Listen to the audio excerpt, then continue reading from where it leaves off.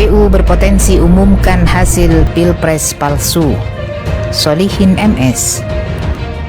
Kecurangan dan pelanggaran pemilu 2024 nyata dan semakin banyak terungkap.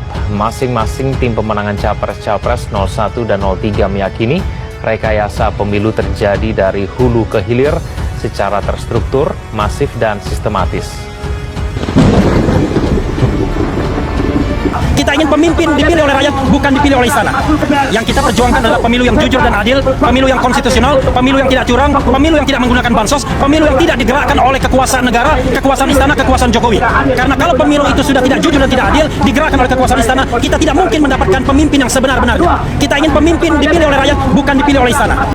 Andai kita harus merangkak dengan mata, berkorban darah, mati tanam, kita tolak hasil pemilu curang. Nggak ada. Gimana ceritanya ini kita bisa terima? Dan semua yang berlaku curang wajib didiskualifikasi. Audit KPU, audit ketua KPU, audit anggota KPU, audit sistem KPU. Temukan siapa pelaku pidana, tangkap dan hukum. Baru kita pikirkan pemilu ulang. Kalau tidak ada audit KPU, tidak ada audit ketua KPU, maka kita wajib menolak apapun hasil dari yang diputuskan oleh KPU. Siap lawan, siap lawan, siap lawan. Allahu Akbar. Assalamualaikum warahmatullahi wabarakatuh.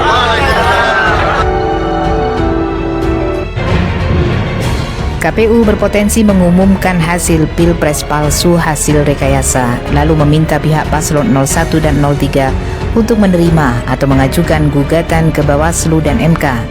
Bawaslu dipastikan akan menolak karena sedari awal diduga mereka bersekongkol dengan KPU. Aktor terbesar dalam kecurangan pemilu adalah Presiden Republik Indonesia, Presiden Joko Widodo.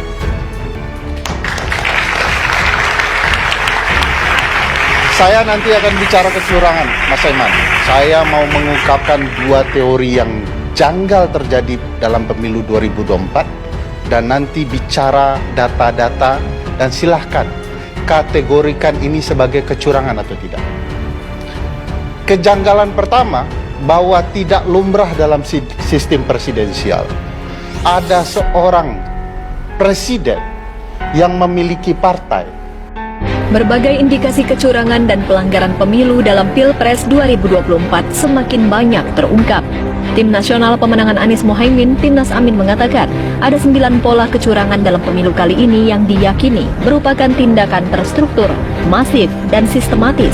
Anggota Dewan Pakar Timnas Amin, Bambang Wijoyanto mengatakan pelanggaran pemilu yang terjadi membuat klaim kemenangan yang digaungkan menjadi tidak valid, sebab kuantitas yang dirumuskan tidak berbasis pada kualitas. Kuantitas itu tidak berbasis pada kualitas penyelenggaraan pemilu.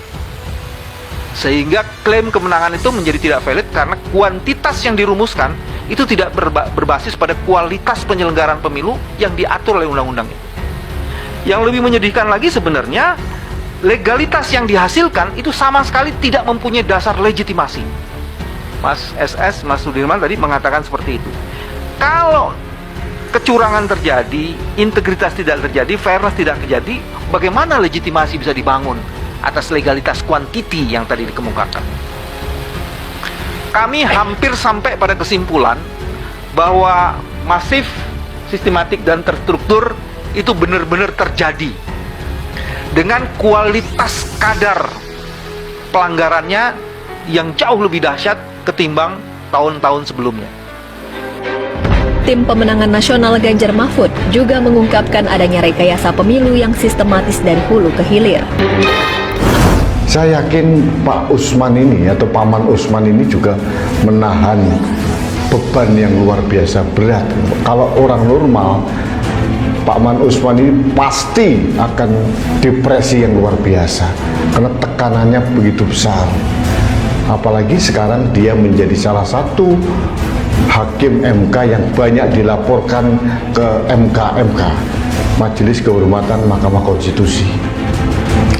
Di sana sang paman sudah siap jadi algojo untuk mengeksekusi mati di ladang pembantaian perkara. Ujungnya sudah bisa ditebak.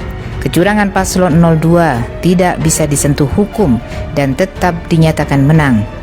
Itu pola-pola permainan lama yang sudah dihafal rakyat.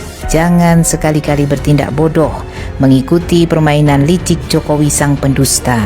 Kezaliman rezim Jokowi sudah sangat keterlaluan. Hanya ada 3 cara menghentikannya.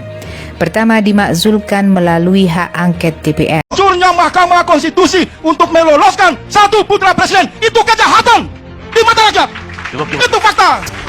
Kalau Anda anggota dewan merespon isu pemakzulan, saya perintahkan kalian yang digaji oleh rakyat bicarakan itu di gedung DPR, bukan tempat di ruang opini publik. Karena itu namanya premanisme politik. Karena Anda meminta kami melalui prosedur dan mekanisme, kami datang melalui prosedur dan mekanisme. Anda juga harus taat mekanisme. Rapat di DPR, kumpulkan Golkar, fraksi-fraksi. Kedua, digulingkan melalui parlemen jalanan seperti yang terjadi di Sri Lanka, Filipina, Thailand, dan lain-lain. Ketiga, jika kedua cara di atas tidak mempan, cara terakhir hanya melalui makar Allah yang bisa menghentikannya. Kita saat ini bukan sedang menghadapi seorang pemimpin yang waras dan normal. Orang yang kita hadapi adalah manusia-manusia serakah dan super licik yang kehilangan akal sehat dan hati nurani. Manusia yang tidak takut dosa, manusia yang tanpa harga diri dan rasa malu, manusia yang selalu merasa benar, tidak pernah merasa salah atas segala kezalimannya. Ingat loh, di akhirat nanti Anda itu akan diaudit amal ibadah Anda. Jangan-jangan ditanya soal apa amal ibadah Anda terkait dengan pemilu 2024. Dan itu bisa menjadi penghalang masuk surga. Bahwa para politisi, aparatus kekuasaan, kontestan, kan ini seakan-akan tidak pernah takut kepada manusia, Pak. Ini nggak bisa diungkap, nggak bisa dibuktikan. Jadi mereka bisa sewenang-wenang untuk melakukan kecurangan-kecurangan itu. Yang selalu saya tegaskan adalah, ingat loh, di akhirat nanti Anda itu akan diaudit amal ibadah Anda. Jangan-jangan ditanya soal apa amal ibadah Anda terkait dengan pemilu 2024. Dan itu bisa menjadi penghalang masuk surga. Ini khas ini. Ya. Jika sangat menikmati berbuat zalim. Pihak paslon 02 pura-pura tidak tahu menau atas segala kecurangan yang dilakukan rezim Jokowi. Tapi kecurangan Pilpres 2024 dilakukan dengan sangat terstruktur, sistematis dan masif, juga sangat vulgar. Bagi yang telah menonton tayangan film dokumenter Dirty Vote tentu agak faham bagaimana mereka melakukan perencanaan kecurangan itu dengan sangat matang dan rapi yang disusun dari jauh-jauh hari. Bisa mengganti wali kota, bupati, gubernur kapanpun saja. Bukankah ini seperti raja? Bukan ini persiapan? Patut saya menduga boleh persiapan ini. Ini yang pertama. Yang kedua, Presiden tidak menegur Gibran untuk menjadi wakil presiden. Artinya presiden ikut sama-sama. Kemudian kita tahu semuanya kecurangan-kecurangan.